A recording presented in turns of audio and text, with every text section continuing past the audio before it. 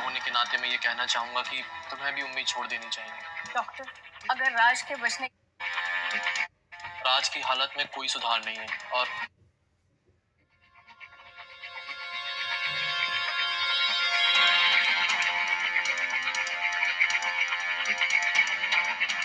माया, राज की हालत में कोई सुधार नहीं है और इसके ठीक होने की उम्मीद भी बहुत कम है। एक डॉक्टर होने के नाते मैं ये कहना चाहूंगा कि तुम्हें भी उम्मीद छोड़ देनी चाहिए। डॉक्टर, अगर राज के बचने के 1% भी चांस है तो मैं वो उम्मीद नहीं छोड़ना चाहूंगी। माया, मैं तुम्हें अच्छे से जानता हूँ। पिछले 3 सालों से देख रहा हूँ तुम्हारा स्ट्रगल। एक इंजेक्शन है जो राज को ठीक कर सकता है, लेकिन क्या डॉक्टर? माया, वो इंजेक्शन बहुत महंगा है और मुझे नहीं लगता कि तुम्हारे पास इतने पैसे होंगे कि तुम वो इंजेक्शन खरीद सको। मैं पैसों का इंतजाम कर लूंगी डॉक्टर। मैं चाहती हूँ कि बस राज ठीक हो जाए। कितने का मिलेगा वो इंजेक्शन और कहाँ मिलेगा? माया, 10 लाख का आता है वो इंजेक्शन। मुझे थोड़ा टाइम दीजिए सर, मैं 10 लाख का इंतजाम करती हूँ। माया, कहाँ से लाओगी इतना पैसा? हाँ, तुम्हारे पास कोई प्रॉपर जॉब भी नहीं है और तुमने अपनी सारी सेविंग्स पिछले 3 सालों में खत्म कर चुकी है। एक छोटी सी दुकान से कैसे जोड़ोगी इतना पैसा? और मुझे नर्स ने बताया था तुमने अपने घर का सारा सामान बेचकर इस हॉस्पिटल का बिल चुकाया था। उस सामान के बिना मैं जीवित रह सकती हूँ डॉक्टर, लेकिन राज के बिना नहीं। मुझे बस इतना पता है कि राज को एक अच्छी ट्रीटमेंट की जरूरत है, बस। ये लो, ये हमारे हॉस्पिटल की तरफ से तुम्हारे लिए। नहीं डॉक्टर, मैं ये नहीं ले सकती। माया, ये बहुत बड़ी रकम नहीं है। यूं समझ लो कि ये हमारा प्यार है, तुम्हारे लिए और राज के लिए। इनकार मत करो, रख लो। Thank you doctor, thank you so much. तुम्हें देख के लगता है कि अब भी इस दुनिया में सच्चा प्यार जिंदा है। राज बहुत लकी है कि उसे तुम्हारी जैसी लड़की मिली है। आई प्रे कि तुम्हारी सारी विशेष पूरी हो। देख रहे हो राज, सब हमारी कितनी हेल्प कर रहे हैं। बस तुम उम्मीद मत छोड़ना, मैं हार नहीं मानूंगी।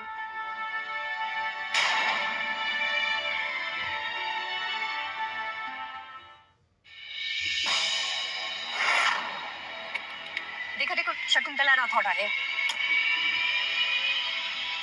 शकुंतला जी, राठौड़ इंटरनेशनल देश की सबसे बड़ी कंपनी है, लेकिन फिर भी सीईओ का पोस्ट खाली क्यों? मार्केट में ऐसी अफवाह है कि आप 3 सालों से अपने बेटे को ढूंढ रही हो और उसी को सीईओ की कुर्सी पे बिठाना चाहती हो। क्या ये सच है? हाँ, मैं अपने बेटे राज सिंह राठौड़ को ढूंढ रही हूँ 3 सालों से। और हाँ, राठौड़ इंटरनेशनल में उसके लौटने का इंतजार कर रही हूँ। शकुंतला जी, आपको क्या लगता है कि आपका बेटा आपको कब तक मिल जाएगा? मैम, अगर वो नहीं मिला तो क्या होगा? मैम, आप ऐसा नहीं जा सकती। Ma'am, good morning ma'am. Morning. मैंने तुम लोगों को एक काम दिया था, मेरे बेटे को ढूंढने का। कहाँ है मेरा बेटा? कहाँ है राज? पंकज। जी मैडम। हमारा बेटा 3 साल पहले मुंबई में खो गया था और तुम हमारी मुंबई वाली ब्रांच संभालते हो। मैं चाहती हूँ कि राज को तुम पर्सनली ढूंढो, कहीं भी ढूंढो, पूरा मुंबई छान मारो। मुझे मेरा बेटा चाहिए पंकज, समझे? जी मैम, आप बिल्कुल भी चिंता न कीजिए। राज जी को ढूंढने में हम कोई भी कसर नहीं छोड़ेंगे। उसके लिए चाहे हमें कुछ भी करना पड़े। मेरे पति जयपुर के महाराज अर्जुन सिंह राठौड़, और ये बात मैं ऐलान करती हूँ कि जो भी मेरे बेटे को ढूंढ कर लाएगा उसे मुंह मांगा इनाम मिलेगा। गाड़ी, पैसा, बंगला जो चाहिए वो मिलेगा। लेकिन एक बात ध्यान रखना, किसी ने भी मुझे धोखा दिया तो मैं उसे जिंदा नहीं छोड़ूंगी। जी मैम, जैसा आप चाहती हैं वैसा ही होगा। ये रहे आपके 2 वड़ा पाव। और कुछ? नहीं, आज के लिए इतना काफी है। दीदी, यहाँ सब जानते हैं आप बहुत मेहनत कर रहे हैं अपने बॉयफ्रेंड के ट्रीटमेंट के लिए, पैसे जमा कर रहे हैं।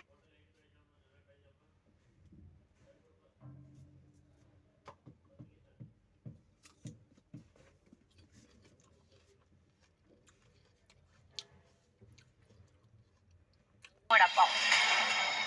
और कुछ? नहीं, आज के लिए इतना काफी है। दीदी, यहाँ सब जानते हैं आप बहुत मेहनत कर रहे हैं अपने बॉयफ्रेंड के ट्रीटमेंट के लिए, पैसे जमा कर रहे हैं। ये सब बहुत मुश्किल होता होगा ना आपके लिए? नहीं, बिल्कुल नहीं। मैं राज से प्यार करती हूँ और इस वक्त उसे सबसे ज्यादा मेरी जरूरत है। आपसे हम सब बहुत इंस्पायर होते हैं दीदी। Thank you. आपके अकाउंट में 1000 रुपए प्राप्त हुए। सुनिए, आप लोगों ने पेमेंट ज्यादा कर दिया है। नहीं, हमारी तरफ से एक छोटी सी हेल्प है। Thank you.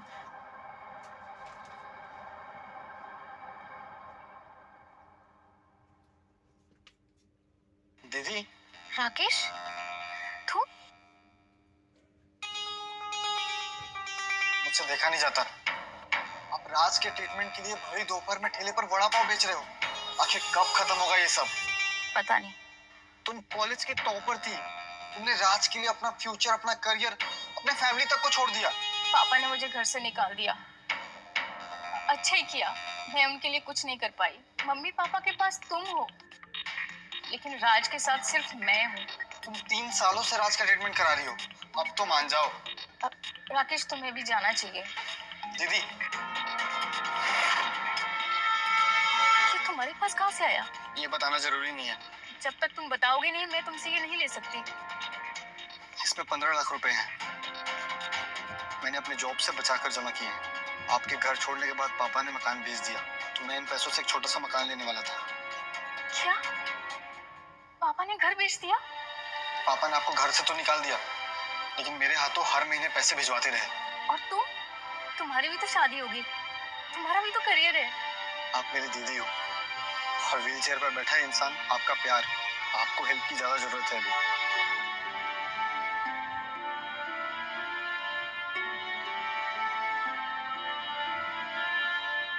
आज पापा का 60वां बर्थडे। आज तो आप उनसे मिल लो।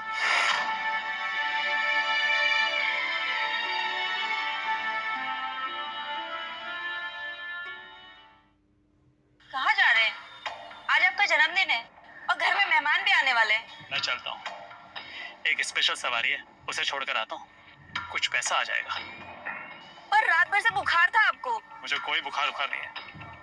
मेरी बेटी माया को पैसों की जरूरत है और मुझे खूब पैसा कमाना है। पापा? माया बेटी,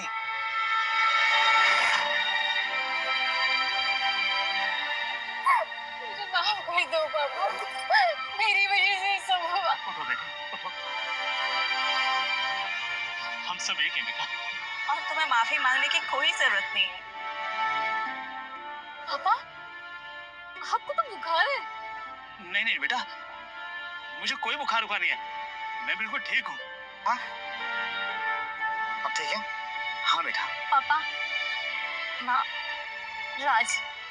बेटा, राज यहाँ रह सकता है जब तक तुम चाहो। थैंक यू पापा, थैंक यू मम्मी। बाप रे बाप, क्या बेकार जगह पे रहते हो तुम लोग। गाड़ी भी अंदर तक नहीं आ पाई। चलते चलते तो मेरे पैर दुख गए।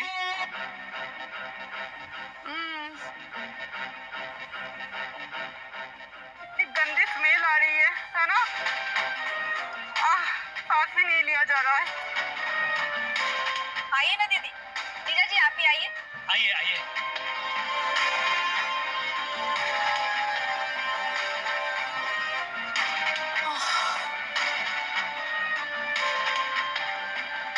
ये गंदा सड़ा हुआ खाना तुम हमें खिलाने वाली हो?